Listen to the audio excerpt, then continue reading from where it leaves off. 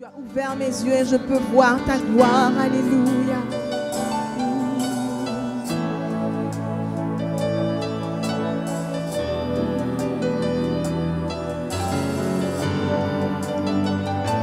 Tu as ouvert mes yeux.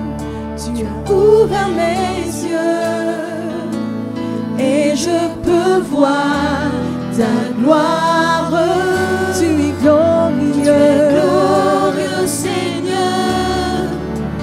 J'ouvre mon cœur, je désire être comme toi, Seigneur.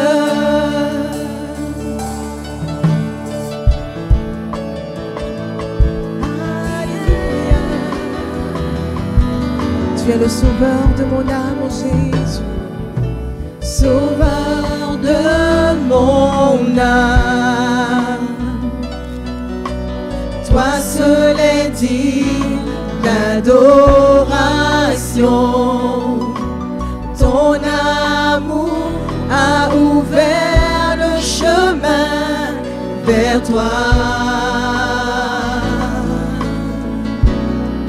Jamais je n'oublierai, jamais je n'oublierai. Seul le sang de Jésus m'a racheté. Tu as ôté mon iniquité. Que par ta mort tu m'as libéré. Je vis. Et oui, je prends chacune de tes paroles, oh Jésus. Et je crois en chacune de tes paroles, Père éternel, de tout mon cœur, je chante. Tu as ouvert mes yeux et je peux voir ta gloire. Tu es plein de bonté, fidèle Jésus. J'ouvre mon cœur, je désire être comme toi. Tu as ouvert mes yeux, toi Seigneur. Tu as ouvert mes yeux et je peux voir ta gloire. C'est une grâce, alléluia. Tu es glorieux Seigneur. J'ouvre mon cœur pour recevoir encore plus de toi. Comme toi. Alléluia, tu as ouvert mes yeux. Tu as ouvert mes yeux et je peux voir ta gloire. Tu es glorieux, Seigneur. J'ouvre mon cœur, je désire de toi, alléluia, comme toi Seigneur.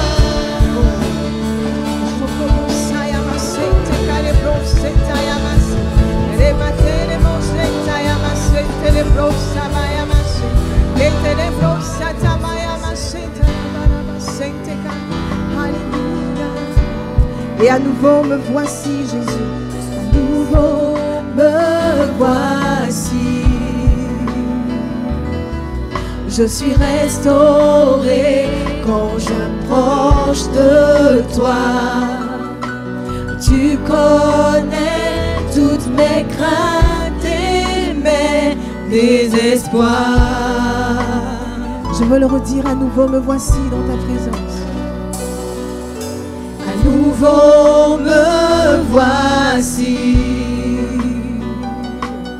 Je suis restauré quand j'approche de toi. Tu connais toutes mes craintes et mes désespoirs. Et je crois en chacune de tes paroles, Jésus.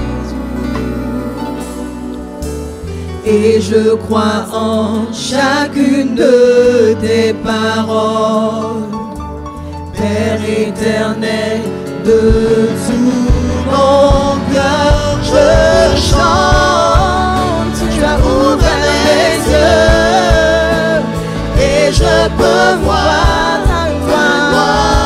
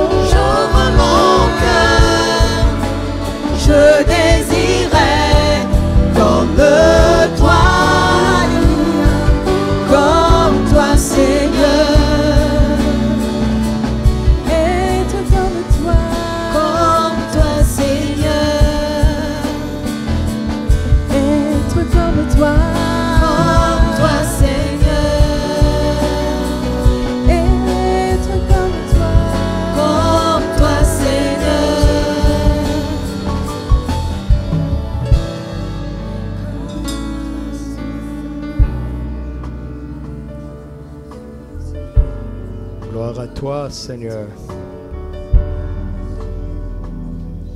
Gloire à toi, Jésus-Christ, notre Seigneur. Notre vie est accomplie quand nous arrivons à être transformés à ton image, de gloire en gloire, par le Saint-Esprit. Car tel a toujours été ton désir. Créons l'homme à notre image et selon notre ressemblance. Nous sommes là car nous savons que par ta parole, nous pouvons être transformés en la même image que toi. Apprends-nous ce que nous avons besoin d'apprendre.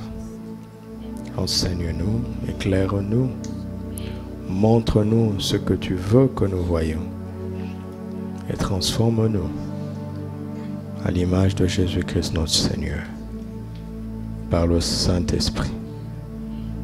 Amen.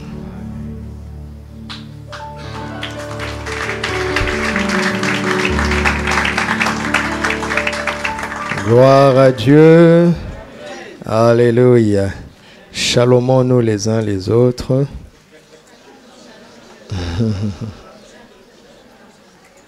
Alléluia. Que la paix de Jésus-Christ notre Seigneur soit avec nous tous.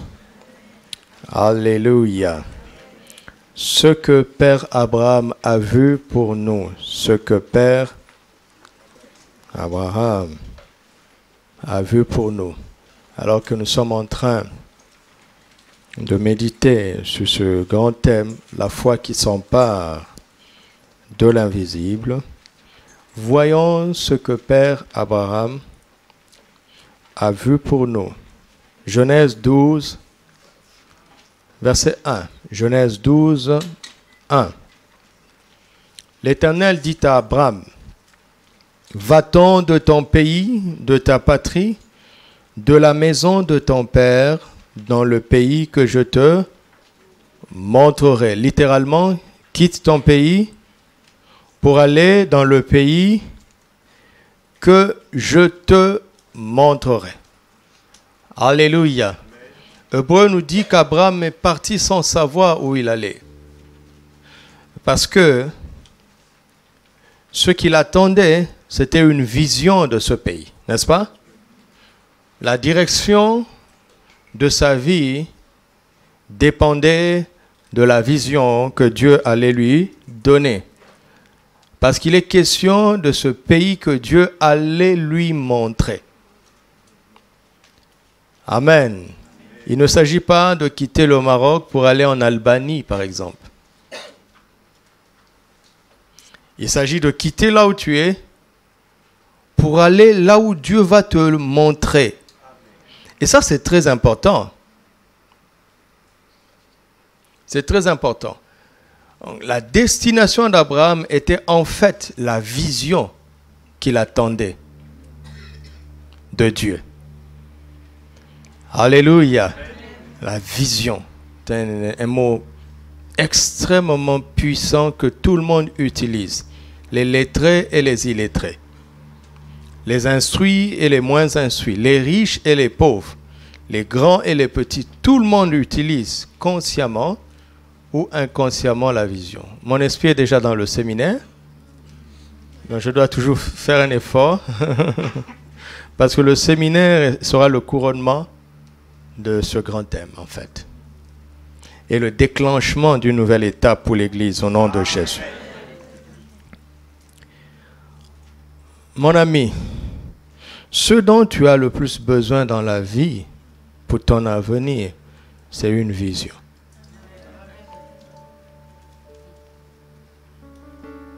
Ce n'est pas d'abord d'un lieu, d'une possession, mais c'est la vision. Parce que la vision fait la différence. Ce qu'on voit, peut-on l'espérer encore? Comme nous dit Paul, quand tu as vu, tu as espéré, dès que tu possèdes, c'est fini. Dès lors que tu possèdes quelque chose, cette chose tombe dans le domaine du passager.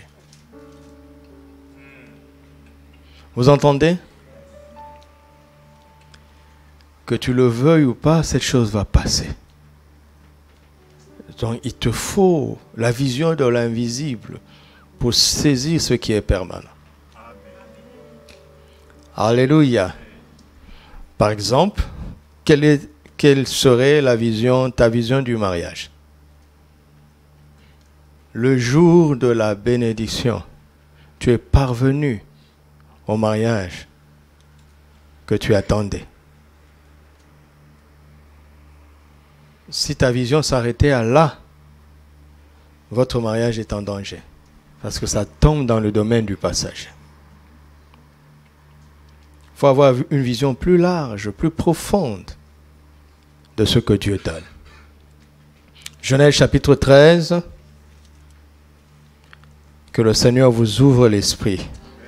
Genèse 13, verset 14. L'Éternel dit à Abraham, après que Lot se fut séparé de lui, lève les yeux et du lieu où tu es, regarde vers le nord, vers le midi, vers l'orient, vers l'occident, regarde de tous les côtés. Car le pays que tu vois, je le donnerai à toi et à ta postérité pour toujours. Je te donnerai quoi? Ah, voici la puissance de la vision. Il ne dit pas je te donnerai le pays. Il ne dit pas je te donnerai ce pays. Mais il dit je te donnerai le pays que tu vois. Si tu l'as vu jusque-là, je te le donnerai. Si tu le vois encore plus loin, je te le donnerai. Tout dépend du pays que tu vois. Je suis capable de te donner ce pays, mais les limites de ce pays dépendent de ta vision. Le pays que tu vois, le pays que tu vois. Vous savez, il y a des gens qui se limitent eux-mêmes. Il y a des gens qui se limitent eux-mêmes. Notre bien-aimé frère Jean-Christophe va avoir un concert dans quelques jours maintenant. N'est-ce pas? Vous irez, n'est-ce pas? Voilà. Vous savez, il peut décider lui-même de faire de la louange pour les Africains. Et ça va transparaître dans sa musique. Ce qu'il va dire va être édifiant. Mais le rythme, le style va exclure certaines nations. Donc tel qu'il est ici, je le prends comme échantillon, tel qu'il est ici. S'il regarde au sud, sa vision du sud va conditionner sa musique. Et il aura de l'impact. Mais qu'au sud. Si, en plus du sud, il regarde au nord, il doit modifier sa musique pour intégrer d'autres cultures dans sa musique. Le message restera le même, mais la manière de faire sera différente. Amen. Et tout dépend de toi, mon frère. Et tout dépend de nous. J'ai eu un aîné, mais il est en vie toujours, un aîné qui m'a beaucoup aidé dans la foi. C'est un couple dans notre assemblée qui était vraiment intéressant. Nous avons eu, quand j'étais à Kinshasa, des grandes grâces qui émergeaient de la jeunesse de notre assemblée. Et il montait, à un moment donné, paf, un scandale, et il s'arrêtait. Et il rentrait dans le rang. Des gens qui avaient de grandes destinées, qui avaient des dons, un message extraordinaire, un potentiel de prédicateurs extraordinaires, un potentiel d'onction extraordinaire. Paf, ils se sont arrêtés. J'en connais un qui, pour moi, devait être plus que les renards bonqués. Paf, il s'est arrêté. Et Dieu a parlé à ce couple. Ils étaient parmi les plus âgés dans la jeunesse. Et ils se sont constitués en intercesseurs, lui et sa femme. Quand ils voient un jeune émerger, ils prennent son sujet à cœur. Et ils vont prier pour toi pendant des mois jusqu'à ce que Dieu leur parle. Et ils t'invitent à manger chez eux. Et ils commencent à te dire, fais attention à ça, fais attention à ça. Ils n'étaient pas pasteurs. C'est comme ça que j'ai été en contact avec eux. J'ai prêché quelque part dans leur cellule, ils étaient dans cette cellule et ils ont senti le potentiel. Ils ont pris mon sujet à cœur. Quelques semaines plus tard, j'étais à table, dînant chez eux. La femme commence toujours par la première question. Es-tu fiancé? Aimes-tu quelqu'un? Quelqu'un à qui tu n'as jamais parlé. Il dit, viens manger chez moi. Très gentiment. Tu te sens honoré, tu viens. Dès que tu es assis, bonsoir. Es-tu fiancé? Oh, oh, calmement. Il dit, non, moi je commence toujours comme ça. Ils m'ont brusqué. Et comme on dit, ils m'ont rentré dedans. Et ils ont commencé à me donner des conseils que personne ne m'avait jamais donnés parce que je n'ai pas eu de grand frère. Maman me disait toujours, attention. Attention. Ça ne suffit pas, attention. Tu vas avoir l'attention. Et il parlait crûment de ces choses. Moi, j'étais gêné à leur place. Il dit, lève les yeux, regarde-nous.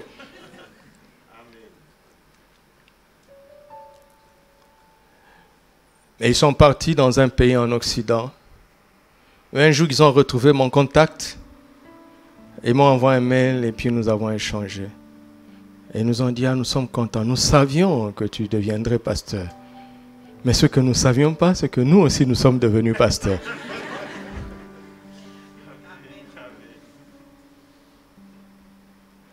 Et ils sont passés par ici une fois, mais c'était en semaine. Ils n'ont pas pu venir au culte. Et ils me posent une question. Comment tu fais pour que ton église ne soit pas une église de Congolais? Il dit, tous nos frères à l'étranger ont des assemblées de Congolais. Mais c'est ce qu'ils voient. Tu ne peux pas aller au-delà de la vision de toi-même. Je suis fier d'être Congolais, d'accord? Ne te trompe pas. Hein? Je suis très fier d'être Congolais, mais je ne me regarde pas comme un Congolais. J'ai une identité plus grande et plus profonde que ça. Et ça transparaît dans ma manière de faire le ministère pour mettre tout le monde à l'aise. Écoute, si on fait 3 semaines d'affilée où on ne chante qu'en lingala, vous allez partir. Et d'autres vont venir. La vision que tu as conditionne comment tu vas vivre. Donc ne regarde pas qu'au sud. Tu comprends? Est-ce que tu m'entends? Ne regarde pas qu'au sud. Regarde aussi au nord, pas seulement. Regarde à l'est, regarde à l'ouest. Et autant que tu pourras. Alléluia. C'est pour ça que nous chantons généralement en français. Parce que c'est une langue neutre. Et ça aide tout le monde. Quand je prie tout seul, parfois je chante en lingala. Mais ça, c'est pour moi. Dieu et moi, on se comprend. De temps en temps, on peut chanter dans d'autres langues pour célébrer aussi nos langues. Parce qu'il y a des choses que tu ne peux pas bien dire en français. N'est-ce pas? Il faut ta langue pour le dire vraiment. Amen. Donc de temps en temps, on ponctue pour montrer la diversité, la beauté qu'il y a dans la diversité. Mais ne regardez pas qu'au sud. Amen. Alléluia. Ne regardez pas qu'au sud. Tu sais, tu peux aller jusqu'au pôle Nord et n'avoir que la vision du sud. Il y a un mal dans l'église. On dit l'église des Africains. Je ne comprends pas ça. Même aux États-Unis, où il y a nos références, tous les vrais commentaires de la Bible viennent de là-bas. Les grandes écoles théologiques viennent là-bas. Les grands ministères viennent là-bas. Les grands hommes de Dieu viennent là-bas. Mais allez aux États-Unis, ils ne se mélangent pas. Il y a l'église des Blancs et il y a l'église des Noirs. Ça veut dire qu'il y a quelque chose qu'ils n'ont pas compris. Ils ne sont pas un bon exemple. Mais les gens sont complexés. Moi, je suis très fier du docteur Mamadou Karambiri. Il vaut mieux que beaucoup de docteurs en théologie de là-bas. Ce n'est pas parce qu'il est africain qu'il n'a pas de choses à apprendre au monde entier. Hein? Soyons fiers de nous-mêmes. Alléluia. Que les 4 vents s'ouvrent sur toi au nom de Jésus.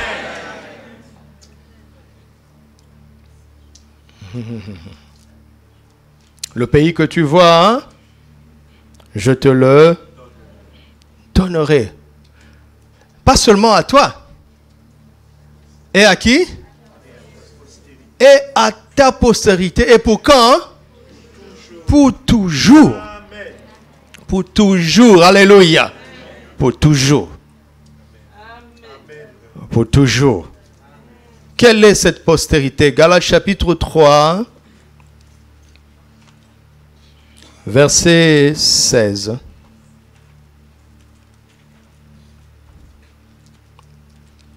Or, les promesses ont été faites à Abraham et à sa postérité.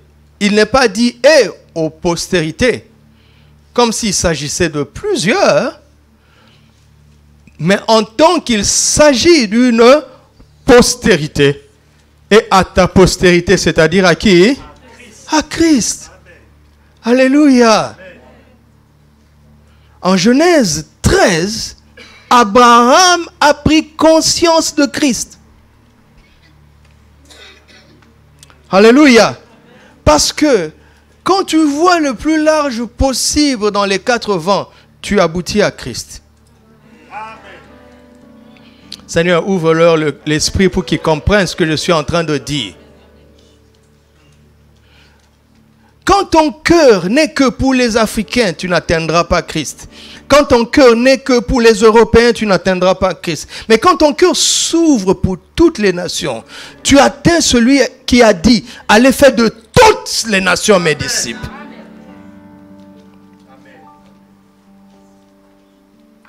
La preuve, verset 29. Commençons au verset 26. Car vous êtes tous fils de Dieu par la foi en Jésus-Christ. Vous tous qui avez été baptisés en Christ, vous avez revêtu Christ. Il n'y a plus ni juif ni grec. Il n'y a plus ni esclave ni libre. Il n'y a plus ni homme ni femme. Car tous vous êtes un en qui? En Jésus. Et si vous êtes à Christ, vous êtes la postérité d'Abraham, la fameuse postérité d'Abraham, héritier selon la promesse.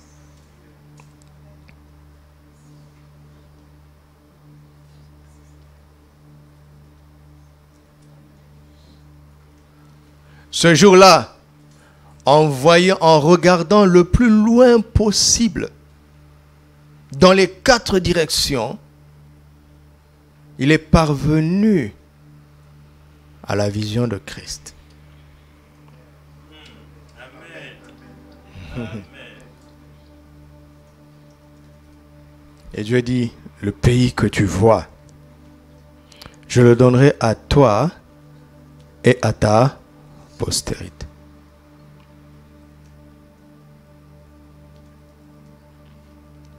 Et cette postérité, Paul nous révèle qu'il s'agit de Christ. Jésus avait dit ça de son vivant. Jean 8, à partir du verset 56, il dit, votre père Abraham a tressailli de joie de ce qu'il verrait mon jour. Il a vu et il s'est réjoui. Ils ont réagi. Tu n'as même pas 50 ans. Tu dis qu'Abraham t'a vu, il dit, avant qu'Abraham fût, je suis Yahvé. Je suis l'Éternel.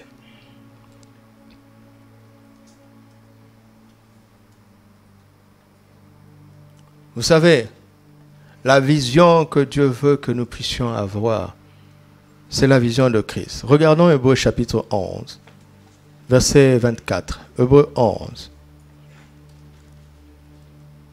C'est par la foi que Moïse, devenu grand, refusa d'être appelé fils de la fille de Pharaon, aimant mieux être maltraité avec le peuple de Dieu que d'avoir pour un temps la jouissance du péché. Regardant quoi? Regardant quoi? L'opprobre de Christ comme une richesse plus grande que les trésors de l'Égypte. Moïse a vu l'opprobre de Christ. Et c'est quoi l'opprobre de Christ? C'est l'œuvre de la croix. Comment il a fait ça?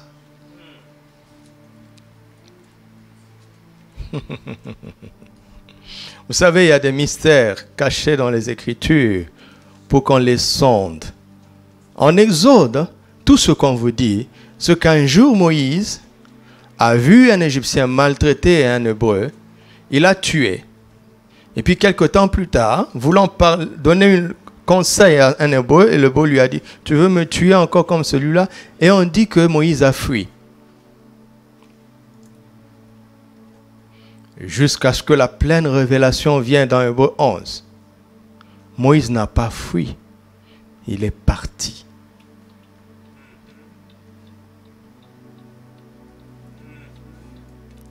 Écoutez-moi.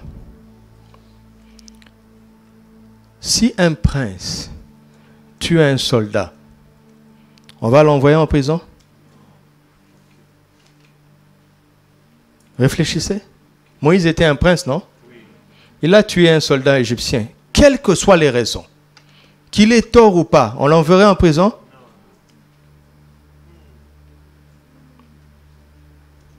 Moïse aurait pu dire à l'homme, eh oui, je l'ai tué, et alors? Il serait rentré dans la cour, parce que la nouvelle serait parvenue à la cour, et il aurait fait valoir son titre princier.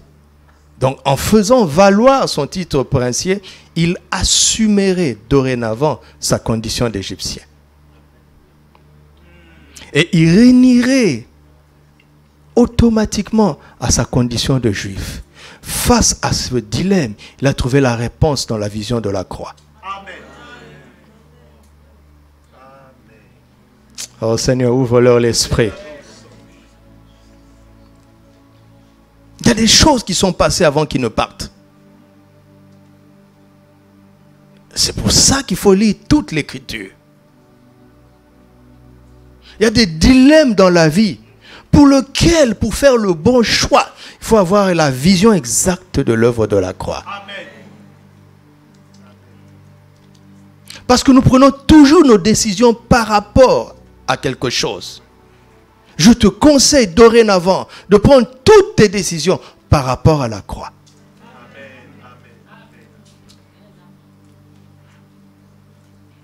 Alléluia. Il avait vu la croix de Christ. Abraham a pu voir que cette postérité, en fait, à qui Dieu avait prévu de donner toutes les nations de la terre, c'était Christ. Écoutez-moi, les descendants biologiques d'Abraham ont reçu en promesse un territoire physique, localisé géographiquement dans le Moyen-Orient. Et ça, c'est leur droit. Parce que Dieu qui est souverain, le créateur du ciel et de la terre, a décidé de la leur donner. Personne ne peut s'opposer à Dieu. C'est pour ça que de manière étrange, un petit peuple qui est entouré des peuples qui le détestent, ce peuple-là n'arrive pas à l'écraser. La seule fois où ils se sont unis pour l'écraser, c'est Israël qui a frappé le premier. Et la guerre n'a duré que 6 jours. 6 jours, si vous connaissez la guerre, vous savez qu'une guerre, on sait quand elle commence. On ne sait pas quand elle termine. Et la plupart des guerres terminent par la négociation, sans armes. Mais celle-là, elle a commencé par les armes, elle s'est éteinte par les armes. Parce qu'il y a quelqu'un d'invisible qui est dans son sein. Il s'appelle Yahvé Sabaoth, l'Éternel désarmé. Il avait juré à Abraham de leur donner ce territoire. Et ils l'ont. Et ils ne la perdront jamais. Mais pourquoi il fait ça? Ça, c'est visible. Il part du visible pour nous prouver que les réalités invisibles sont réelles. Il a utilisé Israël comme un échantillon afin qu'un peuple plus large puisse faire confiance en lui, en imitons la foi d'Abraham et de dire, si Dieu a dit que ça c'est à moi, il n'y a pas un homme qui puisse s'y opposer. Satan lui-même est trop petit.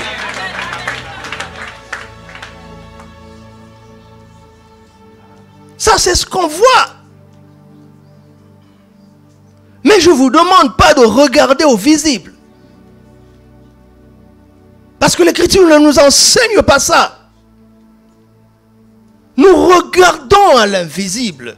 Savez-vous que cette terre passera? Vous le savez, n'est-ce pas? Ça veut dire que la nation géographique d'Israël passera. C'est tellement cohérent. Ce qu'on voit est passager.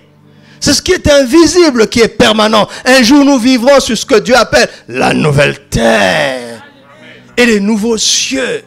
Parce que cette terre a déjà été souillée par le péché. Même Israël a été maintes et maintes fois souillé par le péché. Dieu a accompli sa promesse pour prouver sa suprématie et sa fidélité. Mais il n'aime pas le péché. Un jour, il effacera tout ça. Il y a une postérité, il y a un héritage, il y a un pays que Dieu a donné à Christ. Et à tous ceux qui imitent la foi d'Abraham pour lui faire confiance. Qui est Jésus? Qui est Jésus? Laisse Abraham te le dire. Abraham a deux révélations de Jésus. Il est celui qui donne la vie aux morts. Et il appelle du néant les choses qui ne sont pas, comme si elles étaient. Regardez, la première révélation qu'Abraham a eue de Jésus, c'est qu'il donne la vie aux morts.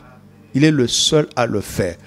Avant la mort, les gens sont capables de faire beaucoup de choses jusqu'à ce que la mort ne frappe. Tout le monde est désarmé face à la mort. Allez dans les hôpitaux, regardez comment on lutte, mais lorsque le souffle s'en va, on ne peut plus rien faire. La mort, c'est la limite de la puissance de l'homme. Et c'est la puissance que le diable manipule. Mais quand la mort arrive, Jésus commence. Il avait dit qu'il est la résurrection et la vie. C'est grâce à cette révélation qu'Abraham a osé sacrifier son fils Isaac. Parce qu'il savait que Dieu est capable de ramener à la vie. Donc il avait compris Jésus. Parce que Jésus dit, je suis la résurrection. En Genèse 22, Abraham avait compris Jésus. Il a placé sa confiance en Jésus pour le salut, la résurrection de son fils Isaac. Abraham avait compris Jésus. Mais vous savez, la première révélation du Dieu qui donne la vie aux morts, elle dépasse tous les puissants. Mais quand Dieu a fait quelque chose par rapport aux autres, même si ça le place au-dessus, il n'est pas content. Parce qu'on ne le compare pas à qui que ce soit. Alors il passe à la deuxième vitesse. Il est celui qui du néant appelle les choses qui n'existent pas comme si elles existaient. Trouvez-moi quelqu'un qui a créé quelque chose à partir de rien. Trouvez-moi. Monsieur Benz, Monsieur BMW, Monsieur Boeing, Monsieur Airbus, la bombe atomique. Mais il faut un atome. Qui peut partir de rien pour faire quelque chose? Tu n'as rien? Crois en Jésus. Il va susciter ça pour toi. Si tu fais une promesse, fais-lui confiance. Il va susciter ça. Il va susciter ça. Quand il dit qu'il va faire quelque chose, il regarde la personne, il regarde en lui-même. Il ne regarde pas ce qui existe, il regarde en lui-même. Il est la parole qui emmène à l'existence les choses qui ne sont point, comme si elles étaient. Jusqu'où tu lui fais confiance. Un pasteur raconte comment Dieu l'a entraîné à lui faire confiance. Il était au lycée et il a saisi Christ de manière spéciale. Il savait où est-ce que Jésus l'emmenait. Alors il a commencé à lui faire confiance. Même dans les études, fais confiance en Jésus dans la chose, dans le quotidien. On ne fait pas confiance en Jésus pour l'avenir. On lui fait confiance pour aujourd'hui. Si tu n'as pas réussi aujourd'hui, tu échoueras demain. Si tu as réussi aujourd'hui, quelles que soient les difficultés, tu réussiras demain. Alors, il a eu le bac avec mention, évidemment. Et il voulait aller dans une certaine école, parmi les plus grandes. Mais l'Esprit lui a dit, va plutôt dans telle école parce que j'ai une mission pour toi. J'ai des âmes à sauver avec toi. Mais ce n'était pas l'école la plus prestigieuse, c'est ça le mot. Il a prié, c'est moi qui extrapole, mais qu'est-ce que je veux dire à papa? Vous savez, quand tu as une certaine mention, c'est toi qui choisis. Et tu choisis les meilleures écoles. Mais l'Esprit lui dit, va là-bas, j'ai une mission pour toi là-bas.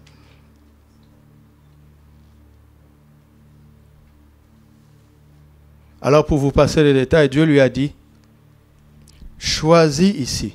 Mais pour te prouver que c'est moi qui te parle, ton nom sortira dans cette école sans même que tu aies déposé ton dossier. Et il a dit ça à son père. Son père était un bon chrétien, ancien à l'église. Il dit son père ne connaissait pas très bien le Saint-Esprit, mais c'est un homme qui craignait Dieu. Alors, il était prudent. Il n'a rien fait. Il n'était pas content, il était visiblement pas content, mais heureusement pour lui, il était prudent. Et les choses se passèrent comme le jeune homme avait dit, sans qu'il ait déposé le dossier. Son nom est sorti là-bas. Et le proviseur l'a convoqué. Tous les jeunes hommes du pays aimeraient être ici. Pourquoi tu ne réponds pas? Il dit, parce que le Seigneur m'a envoyé là-bas. Le proviseur lui a dit, tu es fou. Il avait envie de dire au proviseur, est-ce qu'un fou peut avoir une telle mention? Mais il s'est tu. 20 ans plus tard, ayant un ministère extraordinaire, le proviseur est devenu membre de son église. Et son ministère est parti de cette école-là. Il a gagné des âmes de manière extraordinaire. Un étudiant, au point que le gouverneur de la ville qui était musulman a interdit des campagnes d'évangélisation. Il a usé de son pouvoir pour dire l'école, c'est l'école.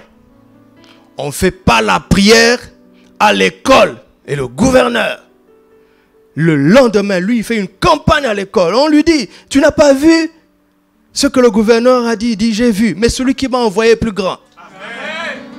Et le gouverneur l'a convoqué, il était dans son bureau, il dit, monsieur le gouverneur, sir, il appelle avec respect. Je vous respecte, mais je ne peux pas désobéir à celui qui est au-dessus de toi. Pour toi, mets-toi à ma place. Le gouverneur l'a regardé, lui a dit, petit, continue comme ça. Vous comprenez ça? Il a dit, jeune homme, je suis musulman, mais tu iras loin. Si les musulmans avaient confiance en leur Dieu comme toi, tout le pays serait devenu musulman. C'est ce que le gouverneur lui a dit en secret. Jusqu'où tu crois en Dieu? Tu crois en Dieu quand ce que tu avais est mort. Et il va le ressusciter, mais ça c'est extraordinaire déjà. Mais quand tu n'as rien et qu'il dit qu'il va te le donner, est-ce que tu vas oser? Jusqu'où tu crois en Dieu? Abraham a eu ce genre de foi-là.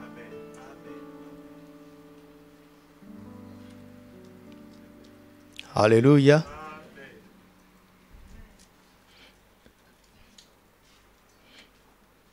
Et des siècles plus tard, la parole que Dieu avait donnée à Abraham va se réaliser. Exode chapitre 2.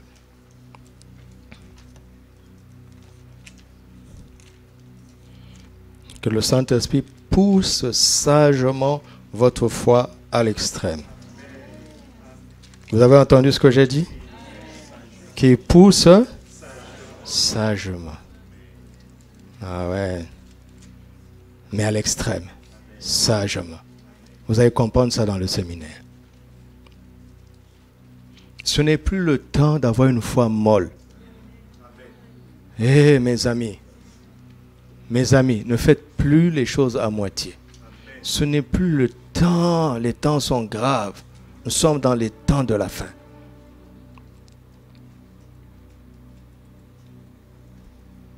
Exode chapitre 2, versets 23 à 25. Je veux que nous apprenions à connaître notre Dieu. Son caractère, comment il est. Vous savez, ce que Dieu fait, on ne peut pas le prévoir. Mais ce que Dieu est, on peut le prévoir. Qu'est-ce que j'ai dit?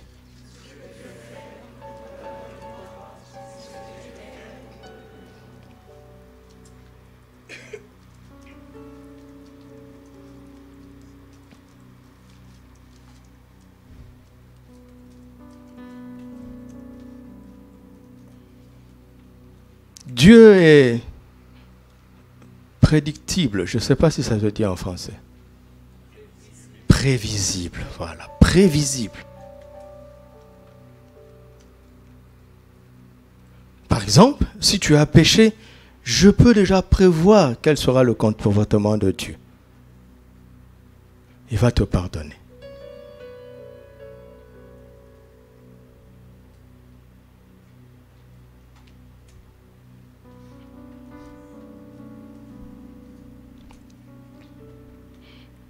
Ces actes ne sont pas prévisibles. On ne sait pas par où il va passer, combien de temps ça va prendre, et comment il va le faire, on ne sait pas.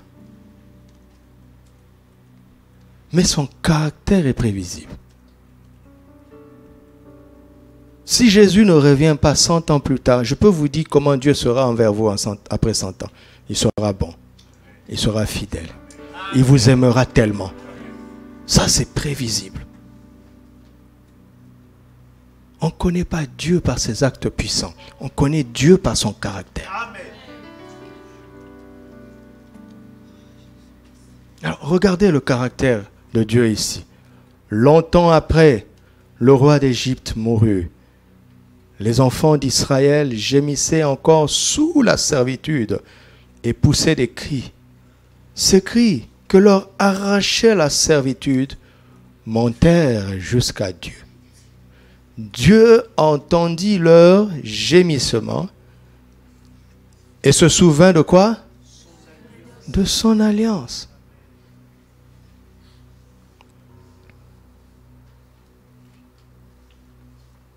Pourquoi?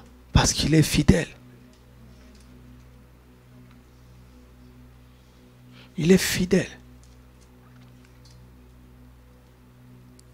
Regardez. Il y a toujours un degré d'incertitude dans la capacité de Dieu. Mais il n'y a aucune incertitude dans le caractère de Dieu. C'est en cela que Sarah va aider Abraham. Alléluia. C'est en cela que Nina va aider Jean-Christophe.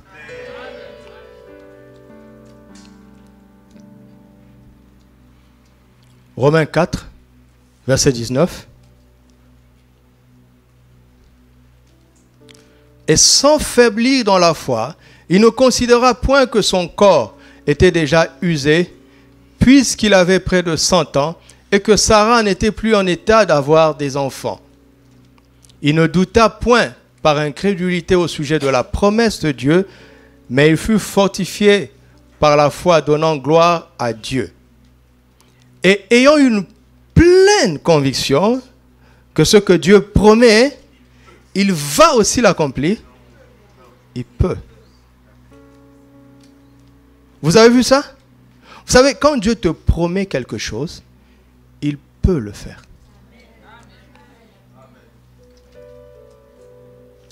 Qu'est-ce que cela veut dire? Dieu, avant de faire une promesse, il regarde l'étendue de sa capacité. S'il y a une chose qui sort de ses compétences, il ne te fera pas la promesse.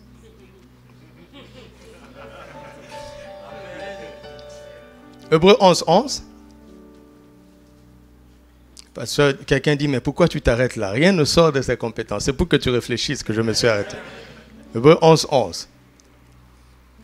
C'est par la foi que Sarah elle-même, sans Abraham, malgré son âge avancé, fut rendue capable d'avoir une postérité parce qu'elle crut à la fidélité de celui qui a fait la promesse. Elle a cru en quoi? Donc, tu prends Abraham, tu lui dis, prêche-nous sur le Dieu qui promet. Abraham se lèvera comme tous les hommes.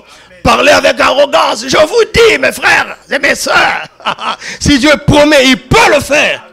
Sarah écoute son mari et dit, hé, c'est lui le père de la foi et il a une si petite connaissance de Dieu. Et comme on fait dans le monde, on dit, bon, comme maman aussi est là, elle va dire bonjour à la fin du culte. Et maman se lève. Elle dit, mon mari vous a prêché pendant 3 heures que ce que Dieu promet, il peut le faire. Je ne peux pas accepter ça. Ce que Dieu promet, il va le faire. Parce qu'il est fidèle. Et ce n'est pas la même chose.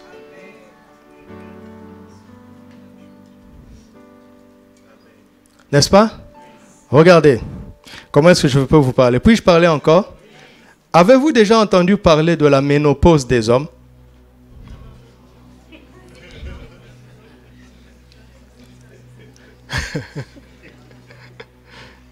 Ou bien vous voulez que je dise pénopause? Quelqu'un dit, mais là, ça vient peut-être de maman. Hein? Andropause, ça existe? Est-ce que vous savez, regardez là où la parole de Dieu est au-dessus de la science. Parce que là, c'est un médecin qui m'a répondu. Regardez. Après la mort de Sarah, Abraham a eu encore des enfants. C'est-à-dire que sa capacité de procréer n'était pas morte. Hein? Il n'y avait pas le néant dans le sein d'Abraham. Mais parce que Sarah était post-ménopausée, son sein était devenu le néant. Il donne la vie aux morts quand l'ovule est dysfonctionnel, l'ovaire. Mais quand il n'y a plus d'ovaire du tout, il appelle. Et ça, c'est le caractère de Dieu qui te donne cette foi. Reçois ça au nom de Jésus.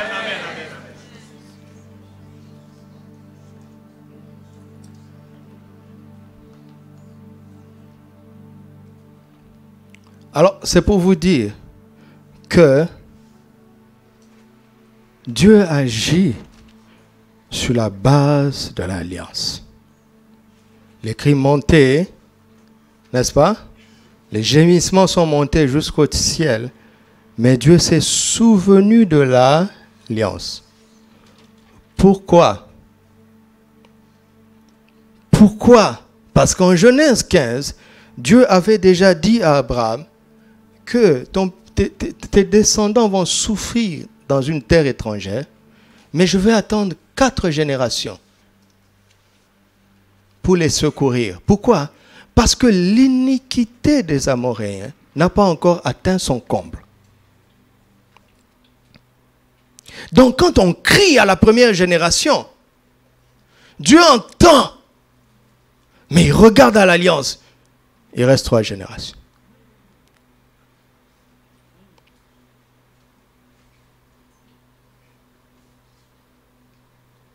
Cela veut dire que Dieu n'agit pas à cause de nos cris.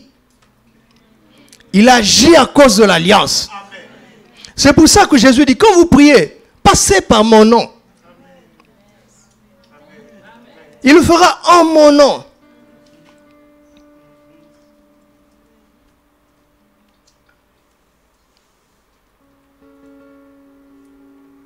Chapitre 3, versets 7 à 8.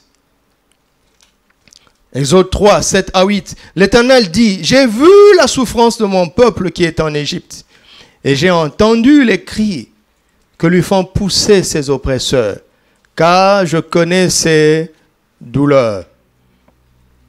Je suis descendu pour le délivrer de la main des Égyptiens, pour le faire monter dans ce pays, dans un bon et vaste pays, dans un pays où coule le lait et le miel, dans les lieux qu'habitent les Cananéens, les Hétiens, les Amoréens, les Phéréziens, les Héviens et les Jébusiens. Voici Dieu qui donne la description du pays qu'il avait promis à Abraham. Alléluia. Saisissez ça très bien, c'est très important. Dieu donne à Abraham, Dieu donne ici la description du pays qu'il avait promis à Abraham. Pourquoi? Parce qu'il est en train d'intervenir pour Israël sur la base de la promesse faite à Abraham, de l'alliance, n'est-ce pas? Et à Abraham, il lui avait dit, je les enverrai dans ce pays. Et je pensais que ce n'était que Israël géographique.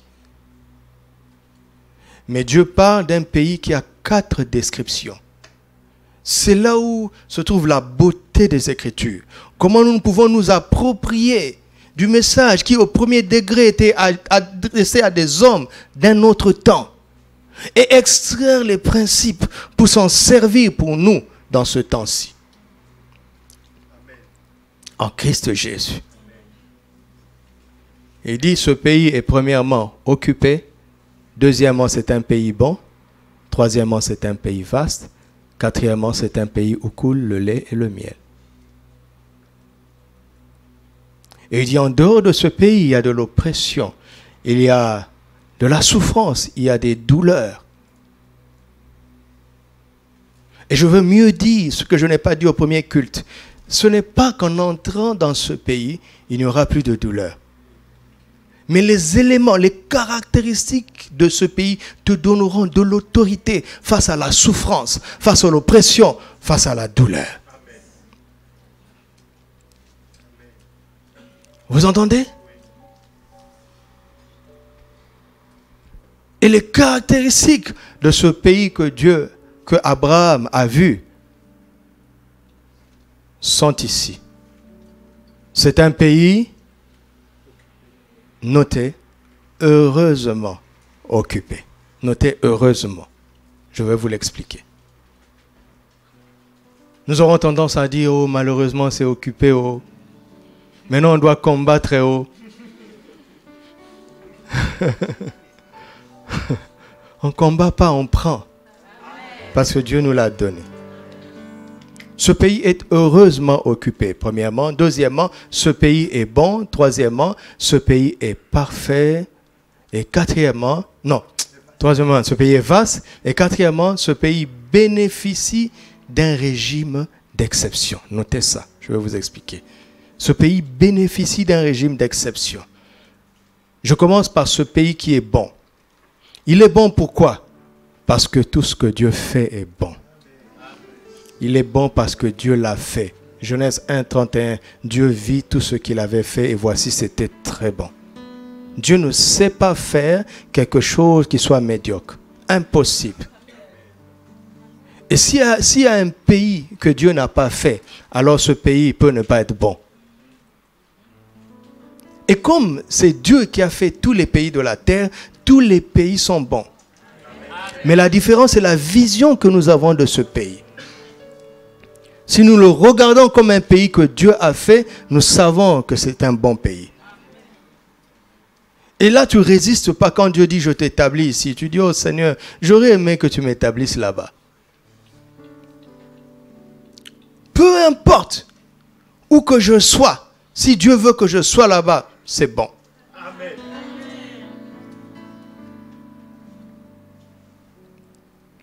Et deuxièmement, ce pays est vaste. C'est-à-dire, c'est un pays qui n'a pas de limite. C'est un pays où on pense en termes de possibilités. Amen. Alléluia. Amen. Possibilités. On n'y réfléchit pas en termes de difficultés, mais on y réfléchit en termes de possibilités, parce que réfléchissez bien, il y a des difficultés partout sur la terre. Mais il y a aussi des possibilités partout sur la terre. Partout sur la terre, tu trouveras des gens très très pauvres et très très riches. Si c'est le pays qui rendait les gens riches, pourquoi certains sont pauvres là-bas? C'est dans leur mentalité, dans leur vision, que Dieu change ta vision au nom de Jésus. Quand tu as tendance à voir les difficultés, tu as un problème dans ton âme.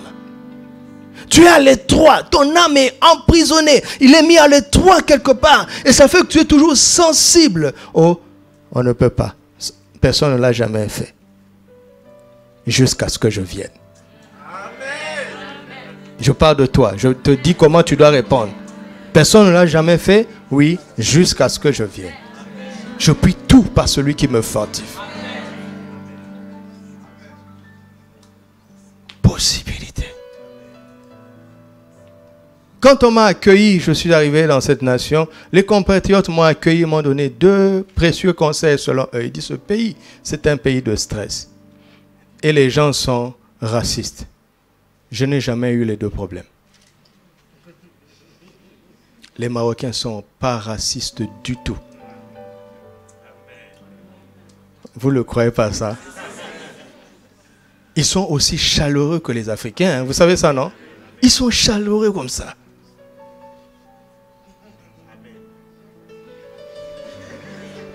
Une seule fois, on m'a insulté négro. Vous voulez que je vous raconte? Non. J'étais dans le bus en 2004, 2003. Ouais. Je suis monté dans le bus et il y avait quelqu'un. Il a commencé à dire noir, négro, noir, négro, négro, Mandela.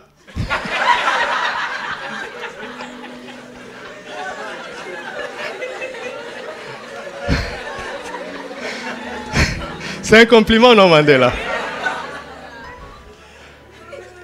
Et je ne m'occupais même pas de lui. Vous savez quoi? Il était ivre. Il sentait l'alcool comme ça. Je riais en fait. Il était ivre. Comme il y a quelqu'un qui est un peu fou, qui nous attend toujours au feu. Quand on passe, il dit « Ah, le Saint-Esprit! Allez faire de toutes les nations des disciples! » Oui, il déraisonne. Vous l'avez jamais rencontré, hein? Au feu ici, à gauche. Il se tient souvent là-bas. En tout cas, il m'attend souvent.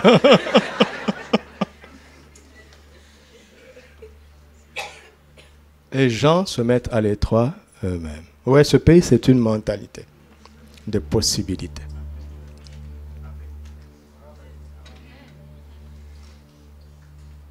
Oh, on n'embauche pas les étrangers. Qui t'a dit ça? Et qui t'a dit d'ailleurs que tu es étranger?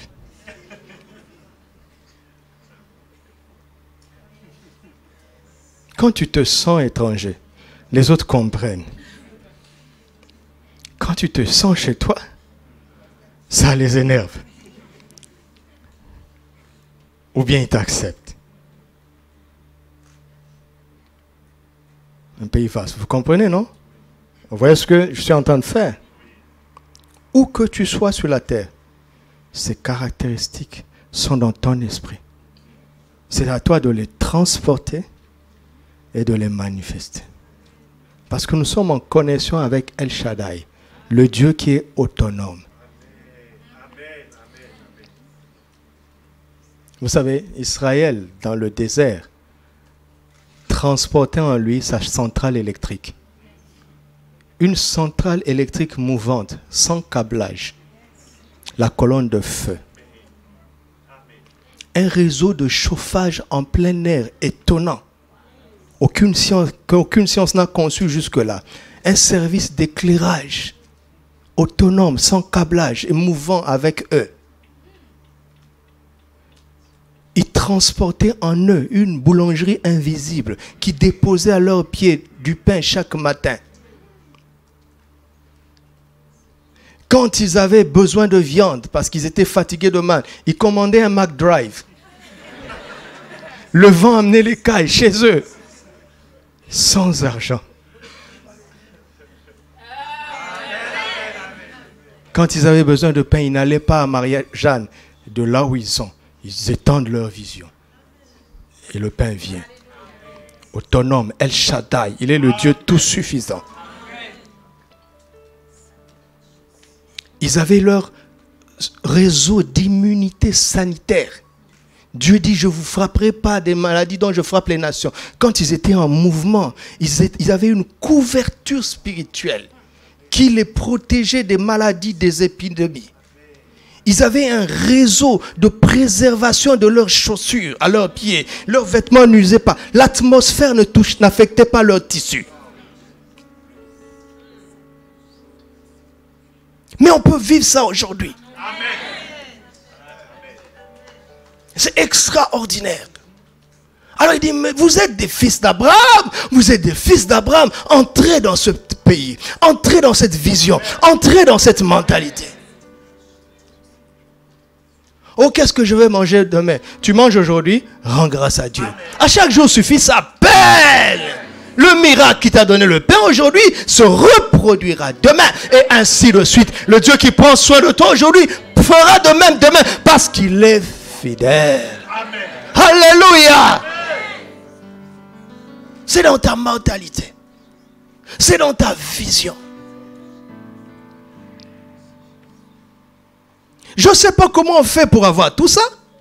Je ne sais pas comment on fait pour payer tout ça.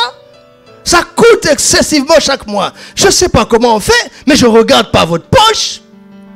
Parce que si je vous considère, je vais m'inquiéter. L'Église donne plus qu'elle ne reçoit.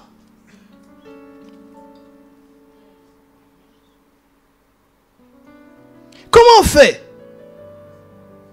Vous pensez que les chiffres que nous utilisons dans ce panier-là viennent forcément de vos billets, de nos billets? Vous pensez ça? Quand tu déposes 100 dirhams et multiplies ça, ça devient 1000. Tu peux ne pas croire, moi je crois ça et ça va fonctionner toujours.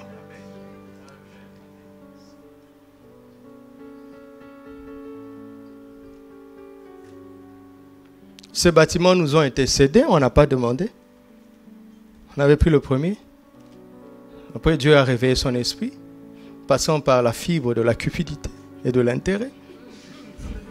Ah ouais, Dieu est fort. On n'a pas demandé pour avoir le deuxième, on n'a pas demandé pour avoir le troisième, on ne demandera pas pour avoir plus. Je parle à El Shaddai. Il s'appelle Jésus-Christ. Si tu étais à notre place, tu vas comptabiliser les difficultés. On ne peut pas se payer comme ça. Les restrictions. Renverse les choses. Regarde au Seigneur.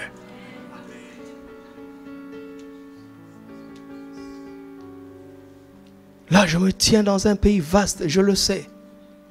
Où que tu m'envoies sur la terre, je sais ce qui va se passer. Je le sais, hein. Je suis fils d'Abraham. C'est un pays vaste qui m'est échu. Un pays bon qui m'est échu.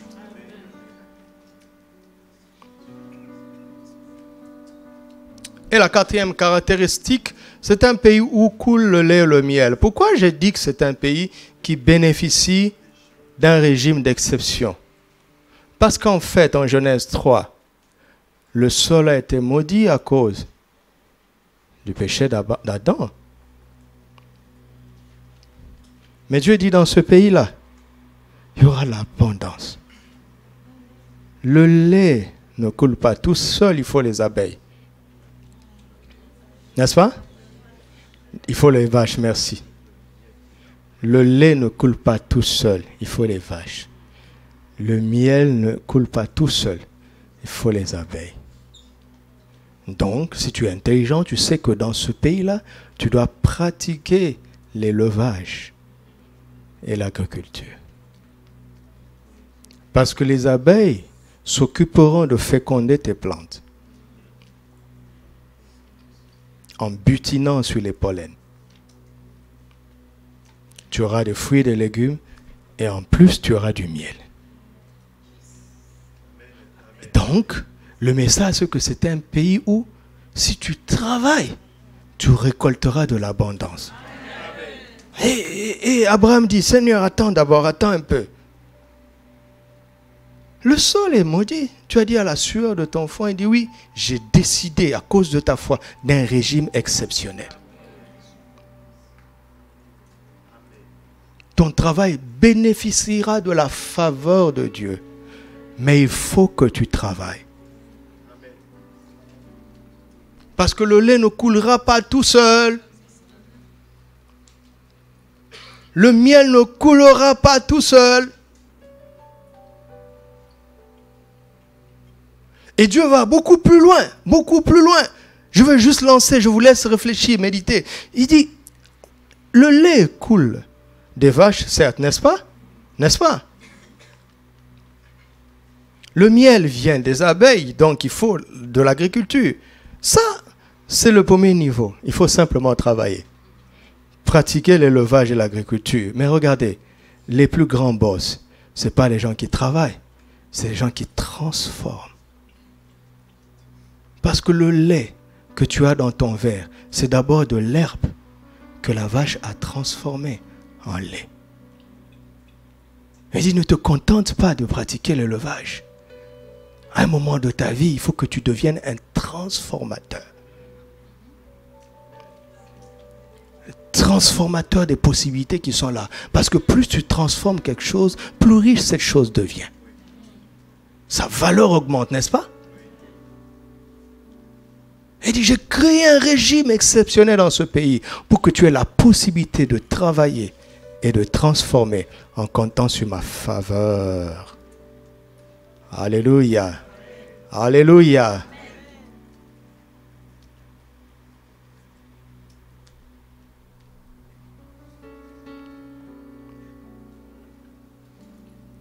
Et ce pays est heureusement occupé. Pourquoi?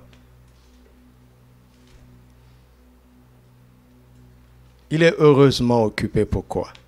Lisons. Genèse chapitre 15. Tout ce que je vous ai détaillé là, il y a des dizaines, des centaines de versets. Si tu prends chaque point et tu prends des versets, la prière va devenir facile et ta vie va changer. Genèse chapitre 15.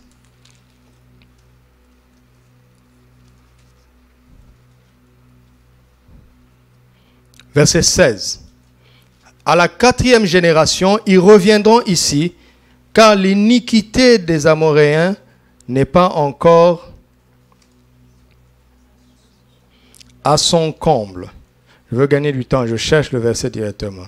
Verset 14. Mais je jugerai la nation à laquelle ils seront asservis et ils sortiront ensuite avec quoi? Ils sortiront. Ça veut dire qu'ils étaient dedans, n'est-ce pas? Ils sortiront de ce pays avec de grandes richesses. D'où viennent ces richesses-là? Deutéronome chapitre 6.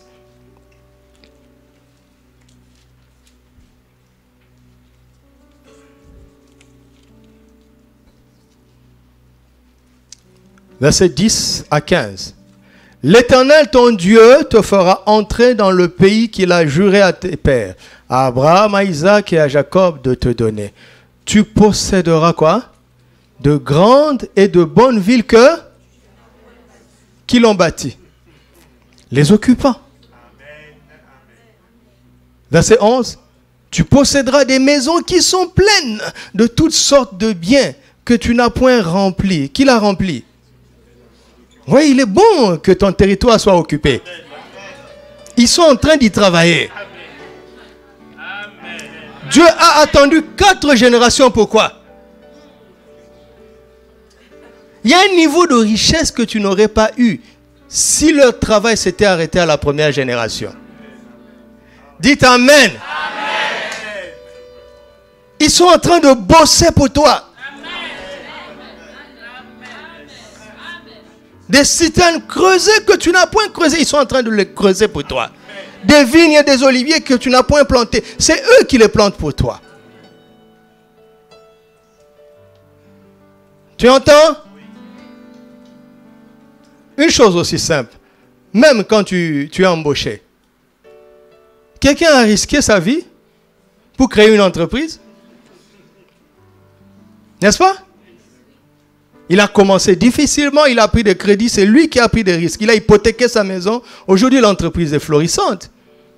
Tu y travailles, tu as un salaire, oui, mais c'est lui qui a créé ça. C'est une vigne que lui, il a plantée. Non?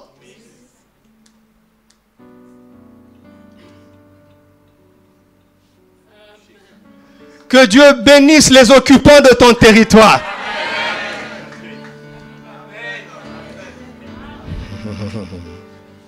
C'est pour ça qu'il faut être patient.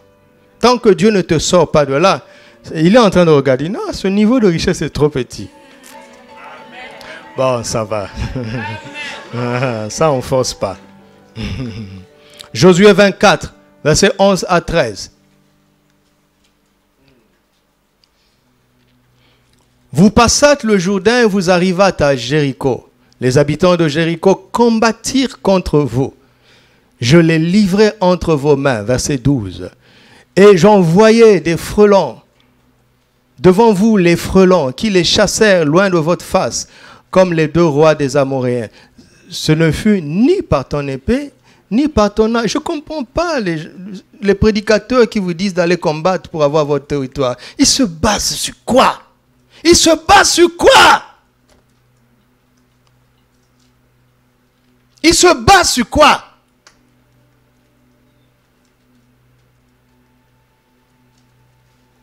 Je vous donnais un pays que vous n'aviez point cultivé. Des villes que vous n'avez point bâties et que vous habitez. Des vignes et des oliviers que vous n'avez point plantés et qui vous servent de nourriture. Heureusement que ce pays est occupé. Alléluia. Exode 23, 27. Exode 23, 27.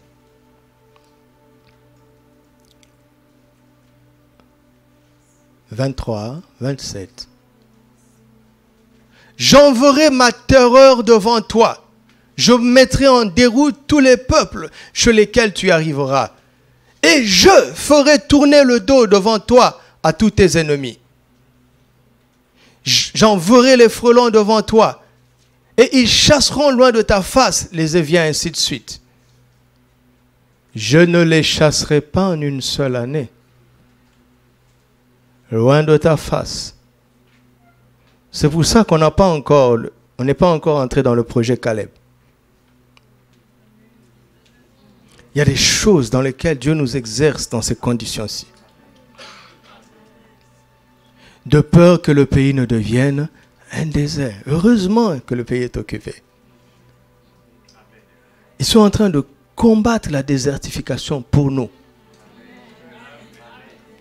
Et que les bêtes des champs ne se multiplient. Heureusement que le pays est occupé. Je les chasserai peu à peu. Loin de ta face. Jusqu'à ce que tu augmentes en nombre. Et que tu puisses prendre possession du pays. N'est-ce pas intelligent ça? Heureusement que ce pays est occupé. Alléluia. Alors relève-toi de ton découragement. Ce n'était pas sage. Il y a des choses que tu ne voyais pas bien. Maintenant que tu vois la parole de Dieu, regarde. Contemple les saintes écritures. Visualise. Jusqu'à ce que ta foi atteigne la pleine mesure. Et que ta bouche proclame. Et que ton corps agisse. Et tu réussiras dans toutes tes entreprises. Au nom de Jésus. Rendons grâce à Dieu. Rends grâce, rendons grâce. Rendons grâce pour ce beau pays que Père Abraham a vu pour nous. Ce bon pays que Père Abraham a vu pour nous. Ce vaste pays que Père Abraham a vu pour nous. Ce pays qui bénéficie d'un régime d'exception que Père Abraham a vu pour nous. Ce pays heureusement occupé que Père Abraham a vu pour nous. Repentons-nous de nous être découragés parfois. Nous manquons de confiance. Comme Job a dit, j'ai parlé trop vite des choses qui me dépassent. Repentons-nous d'avoir parlé trop vite des choses que nous ne comprenions pas bien. D'avoir tiré des conclusions hâtives alors que Dieu notre Père est en train de travailler. Il est en train de travailler pour notre bien. Dieu ton Père ainsi que le mien est en train de travailler pour notre bien. Christ a déjà tout accompli. Il a déjà tout accompli. Mais il a une sagesse, il a une intelligence, il a un programme, il a un calendrier. Pour notre bien, pour notre bien, pour notre bien, pour notre bien, pour notre bien. Père, pardonne-nous d'avoir perdu courage. Pardonne-nous de nous être lamentés. Nous ne voyons pas bien. Notre vision était étriquée, elle était étroite. Maintenant, tu l'as élargie par ta parole. C'est elle que nous voulons contempler dorénavant. Contempler ta parole, voir le plus loin possible partout. Il n'y a plus aucune limite. Il n'y a aucune limite sur toi. Il n'y a aucune limite sur nous. Il n'y a aucune limite sur moi. Car nous sommes dans un pays vaste, un pays des possibilités, un pays de possibilités. Arrête de confesser les difficultés. C'est là que tu pourras voir les possibilités. Arrête de célébrer les difficultés. Arrête de célébrer les difficultés. Arrête de te lamenter. Tu fermes ton esprit à la vision des possibilités divines. Arrête. Célèbre le caractère de Dieu. Quand tu ne vois pas ce qu'il fait ou comment il peut le faire, tu sais qui il est. Il est fidèle. Il est bon. Il est le même. Il ne change pas. Il est bon. Il est fidèle. Il est amour. Il est bienveillant. Il est plein de grâce. Il nous aime tellement. Il nous aime tellement. Il nous aime tellement. Abandonne le langage négatif.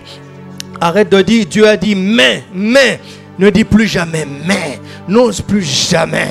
Il est Seigneur. Il est incontestable. Et surtout, il est honnête. Et il ne nous trompe pas.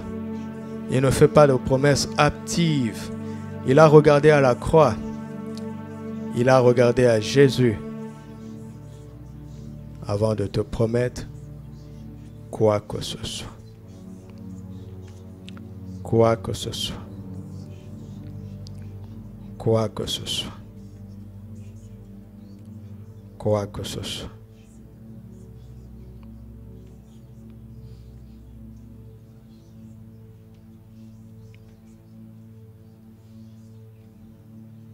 Ouvre notre esprit, Seigneur. Toute personne qui est en ce lieu a été choisie par toi pour avoir dorénavant l'esprit ouvert. Et je prie maintenant que cela s'accomplisse au nom de Jésus. Au nom de Jésus. Je combats maintenant tout obstacle qui te retient dans le pays d'oppression. Au nom de Jésus, je prends autorité contre tout obstacle qui te retient dans le pays de la souffrance et de la douleur au nom de Jésus. Au nom de Jésus, je déchire tout voile qui t'empêche de lever les yeux et de voir le plus loin possible partout au nom de Jésus. Que ces voiles soient déchirés au nom de Jésus. Que ces obstacles tombent maintenant au nom de Jésus.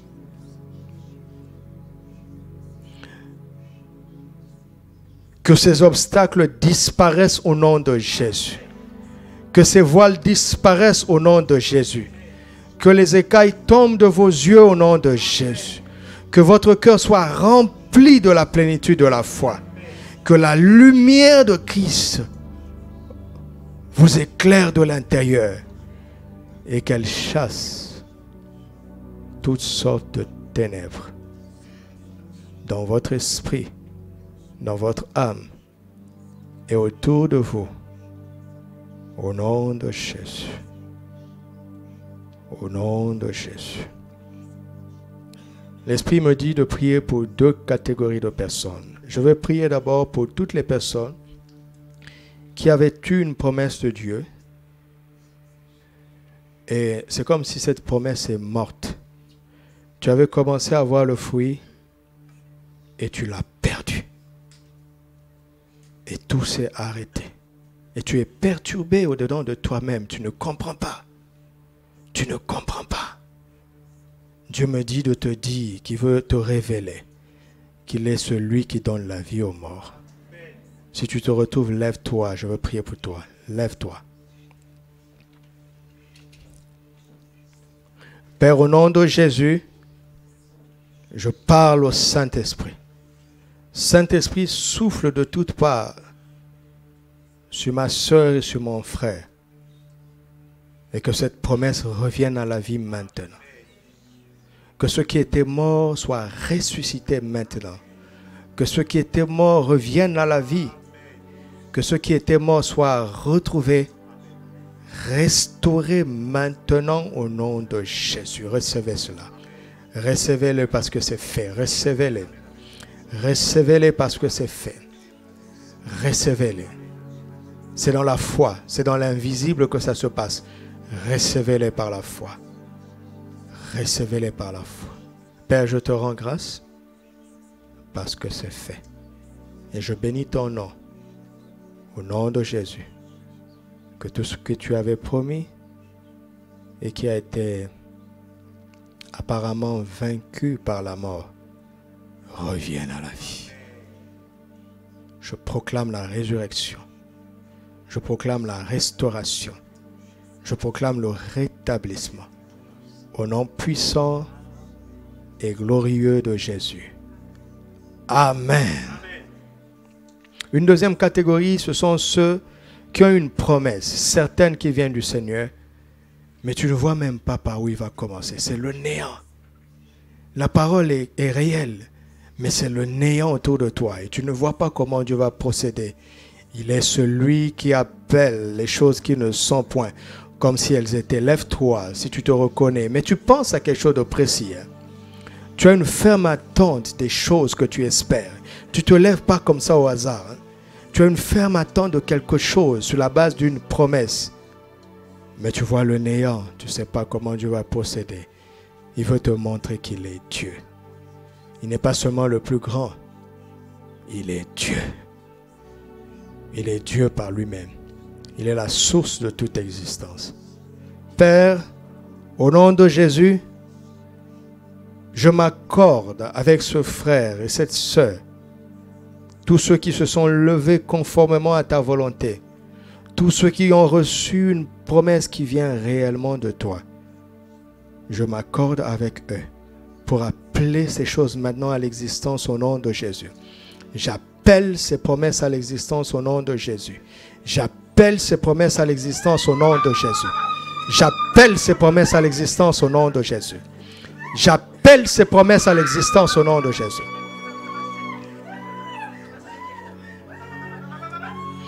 Tu n'as personne, je suis avec toi. Tu n'as rien, je suis avec toi. J'appelle ces choses à l'existence. Au nom de Jésus, rendons grâce à Dieu parce que c'est fait.